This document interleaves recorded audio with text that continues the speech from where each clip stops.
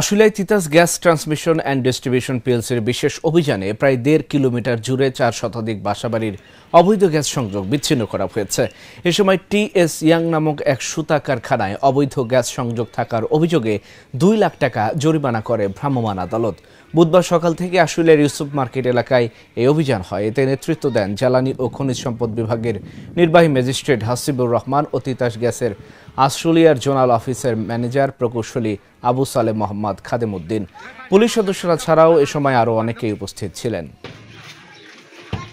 আজকে আমরা আশুলিয়ার ধনাই এলাকা, যেটা ইউসুফ মার্কেট সংলগ্ন, এখানে জ্বালানি ও খনিজ সম্পদ বিভাগ এবং তিতাসের সহায়তায় মোবাইল কোর্ট পরিচালনা করছি।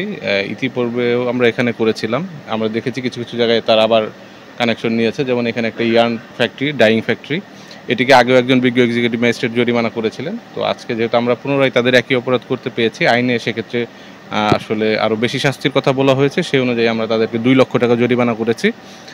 আর এছাড়া এখানে প্রায় ১.৫ কিলোমিটার যে অবৈধ সংযোগের যে লাইনটি, সেটি আমরা বিচ্ছিন্ন করছি। এখন কাজ চলমান আছে, আপনারা হয়তো ইতিমধ্যে দেখেছেন। এতে প্রায় ৪০০ আবাসিকের যে অবৈধ সংযোগ, সেটি বিচ্ছিন্ন করা সম্ভব হবে।